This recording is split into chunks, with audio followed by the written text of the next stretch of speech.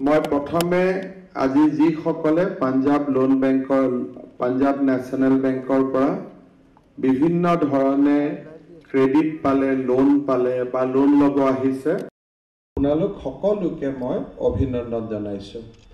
মই আশা কৰিছোঁ যে পাঞ্জাব নেশ্যনেল বেংকে আপোনালোকক যি লোন দিলে সেই লোনৰ একেবাৰে উচিত আৰু সৎব্যৱহাৰ কৰিব।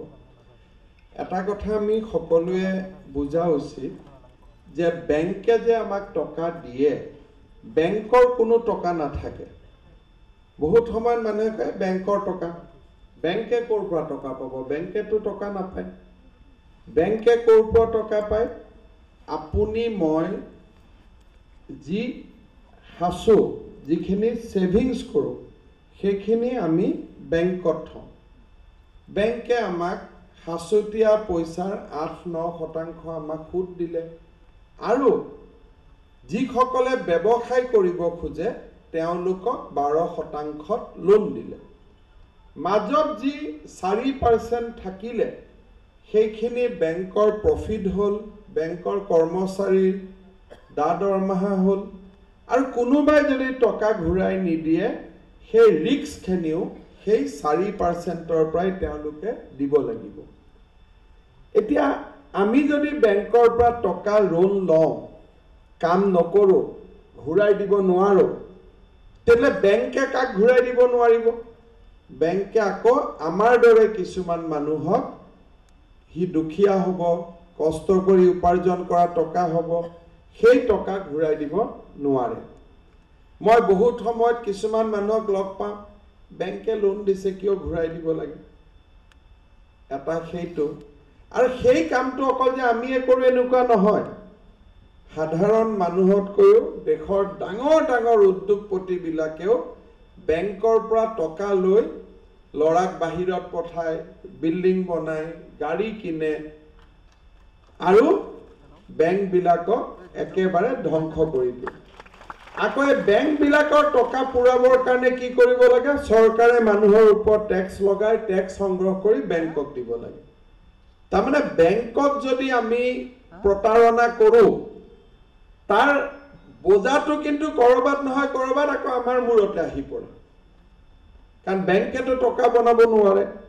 সেইকাৰণে বেংকৰ পৰা আমি যেতিয়া টকা পাওঁ তাৰ যদি উচিত ব্যৱহাৰ কৰোঁ, বেংকৰ টকা মোক আজি গৰু কিনিব দিছে, মোক বাঁহ লগাব দিছে, মোক ট্ৰেক্টৰ কিনিব দিছে, গৈ পেলাই যদি গেলামাল দোকানৰ ধাৰ মাৰি দিওঁ, ছোৱালীৰ বিয়াৰ কাৰণে যদি গহনা কিনো, ল'ৰাক বেলেগ কামত দি দিওঁ, তেতিয়া কি হ'ব? আমি টকাটো ঘূৰাই দিব নোৱাৰা হ'ম। বেংকৰ পৰাতো নটিচ আহিলেই, আহি পোৱাৰ লগে লগে আমি বেংকৰ পৰা আঁতৰি থাকিম।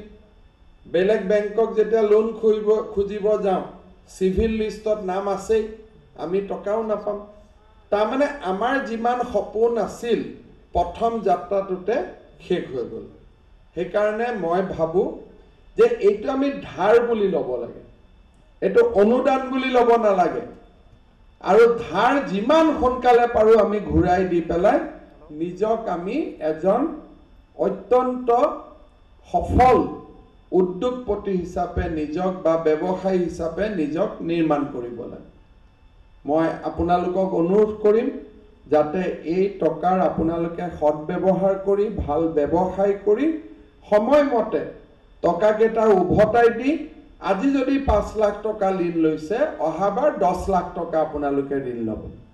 তেতিয়াহে আমাৰ অসমত বেংকবিলাক ভালকৈ চলিব, ব্যৱসায় বাঢ়িব আৰু বেংক আমাৰ ওচৰত আহিব। এইটো কয় ক্ৰেডিট কালচাৰ। এইটো লোৱা আৰু দিয়া দুইটা ইয়াত পৰে। আমি বেংকক ক্ৰেডিট দিয়া মিটিংবোৰ পাতোঁ, বেংকে যেতিয়া লোন দিয়ে। কেতিয়াবা আমি বেংকক ইনষ্টলমেণ্ট ঘূৰাই দিয়া মিটিঙো পাতিব লাগে যে আমাৰ অসমৰ ইমান ভাল, আমি নিজে সময়ত ইনষ্টলমেণ্ট ঘূৰাই দিব আহিছোঁ। সদায় আমি দিয়াটো দেখিছোঁ, বেংকক ঘূৰাই দিয়াটো যেতিয়া আমি দেখা পাম তেতিয়া আমাৰ অসমখন সকলো দিশত আগবাঢ়ি যাব। আজি অসমত আমিতো নতুনকৈ উদ্যোগ কৰিছোঁ, ব্যৱসায় কৰিছোঁ, কিন্তু গুজৰাট পঞ্জাব যিবিলাক ৰাজ্যত পুৰণা দিনৰ পৰা ব্যৱসায় চলি আছে 200 বছৰ 300 বছৰ, বেংকৰ পৰা লোন লৈ ঘূৰাই দিয়া এই অভ্যাসবিলাক আছে কাৰণে আজি তেওঁলোক বহুত আগবাঢ়ি গৈছে।